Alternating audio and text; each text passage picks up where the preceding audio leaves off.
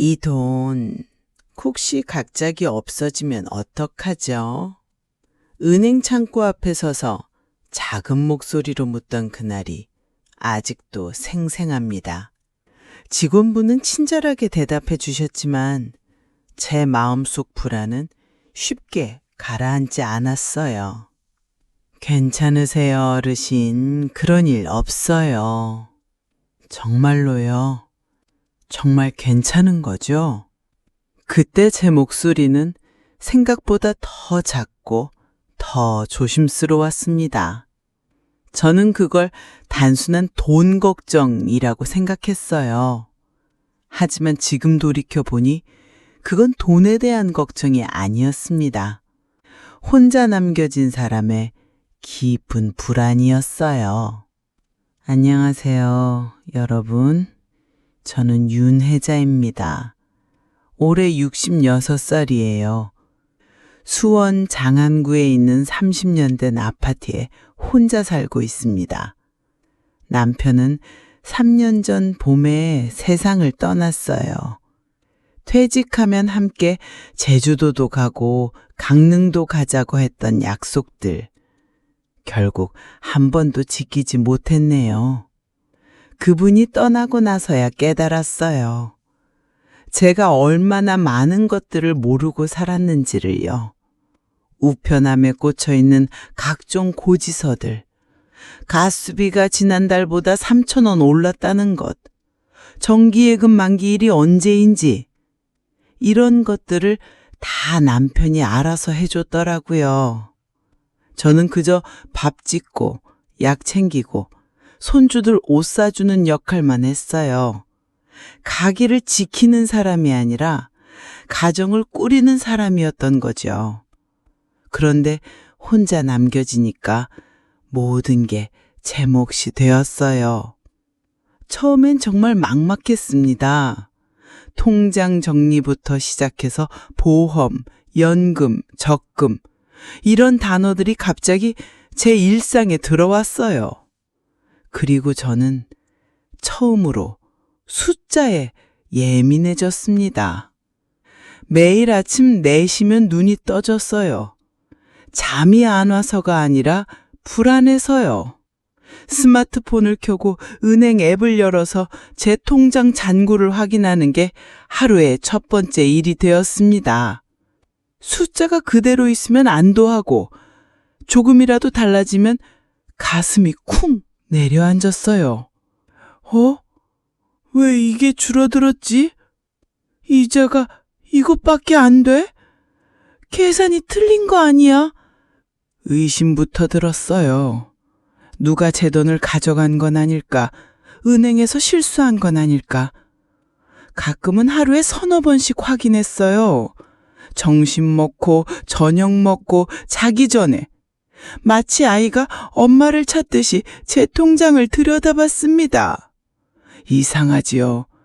그 돈이 갑자기 사라질 리도 없고 누가 가져갈 수도 없는데 왜 그렇게 불안했을까요? 지금 생각해보니 답이 나와요.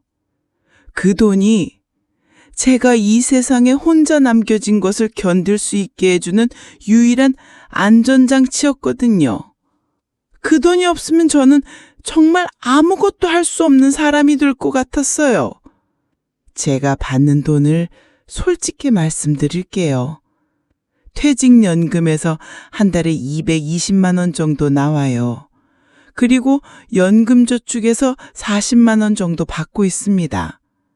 남편이 성실하게 일해서 모아둔 돈이에요.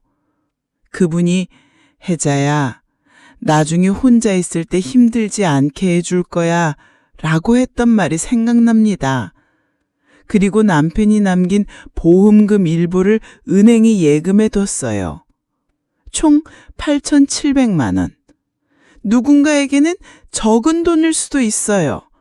하지만 제게는 이 세상에서 가장 무거운 숫자입니다. 이 돈이 흔들리면 제 하루하루가 흔들리거든요.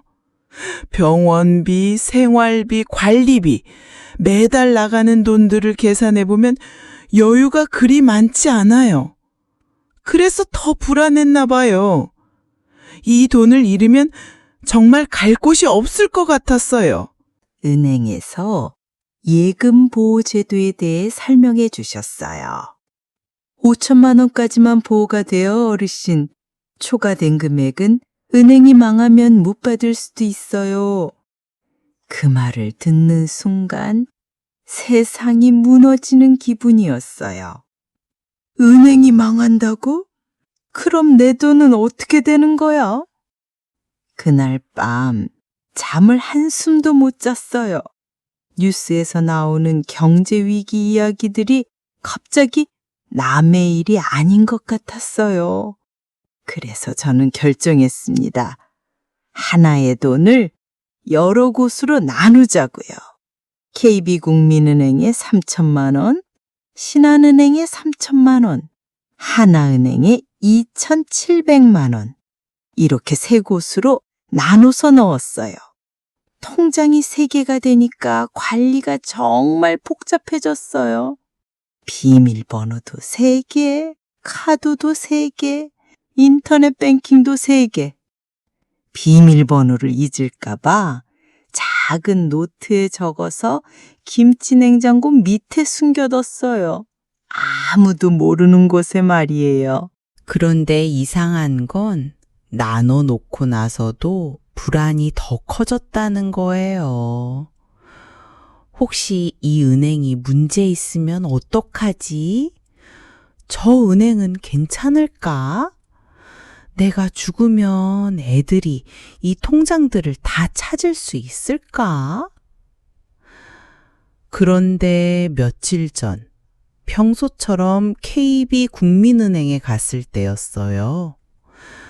담당 직원분이 조용히 말을 꺼내셨어요.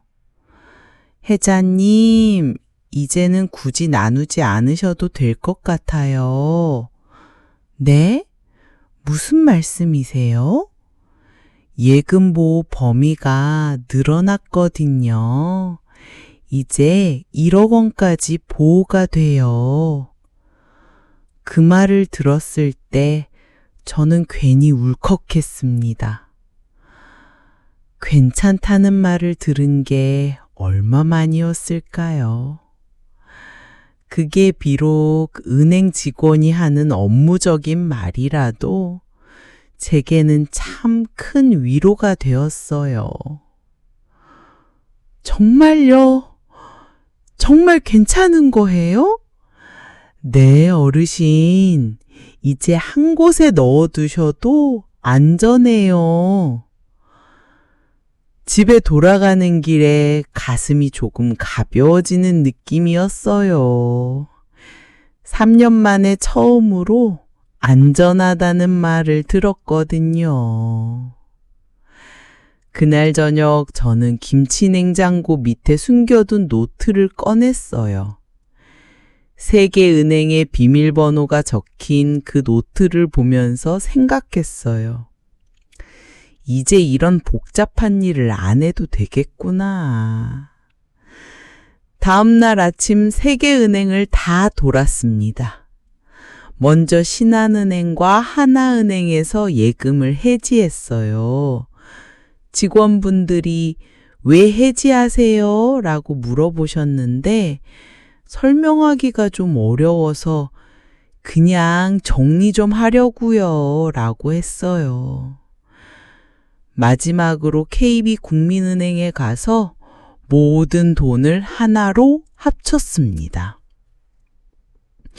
새 통장을 만들 때 비밀번호를 입력하는데 손이 떨렸어요. 3년 동안 여러 개로 나누어 관리했던 제 전 재산이 다시 하나가 되는 순간이었거든요. 정말 괜찮을까? 혹시 또 무슨 일이 생기면 어떡하지? 하지만 입력 버튼을 눌렀어요. 통화 완료되었습니다. 새 통장 발급해 드릴게요. 직원분이 건네준 새 통장을 받아들었을 게 세상이 조금 덜 무겁게 느껴졌어요. 그 후로 달라졌어요. 새벽 4시에 일어나서 통장 확인하는 일이 없어졌어요. 대신 6시에 일어나서 뉴스를 보며 커피를 한 잔 마셔요. 하루에 3~4번씩 은행 앱을 켜는 일도 없어졌고요. 물론 가끔은 여전히 불안할 때가 있어요. 혼자 사는 사람의 마음이 그렇게 쉽게 바뀌지는 않으니까요. 하지만 예전보다는 훨씬 편해졌어요. 내 돈이 안전하다는 확신이 생겼거든요. 이제는 손주들 용돈도 좀 더 여유 있게 주고 가끔은 친구들과 밥도 먹으러 나가요. 달라진 건 돈의 액수가 아니라 제 마음의 여유였어요. 혹시 지금 이 영상을 보고 계신 분들 중에도 저와 같은 마음이신 분이 계실까요? 밤에 잠 못 이루며 통장 잔고를 확인하시는 분, 은행이 망할까봐 걱정하시는 분, 여러 개로 나누어 놓은 예금 때문에 복잡하게 사시는 분. 그 마음 저도 정말 잘 알아요. 혼자 남겨진 사람의 불안, 미래에 대한 두려움, 내가 모르는 것들에 대한 걱정, 이 모든 게 얼마나 무거운지 말이에요. 하지만 이제는 조금 다를 수 있을 것 같아요. 예금보호 범위가 1억 원까지 늘어났다는 것, 우리가 평생 모은 돈이 좀 더 안전해졌다는 것, 이런 작은 변화들이 우리의 마음에 큰 평안을 줄 수 있을 거라고 생각해요. 여러분도 그 걱정의 무게를 이제는 조금 내려놓으셔도 괜찮지 않을까요? 제 이야기 들어주셔서 감사합니다. 다음번에는 조금 더 밝은 이야기로 찾아뵐 수 있으면 좋겠네요. 여러분도 편안한 마음으로 하루하루 보내시길 바랍니다.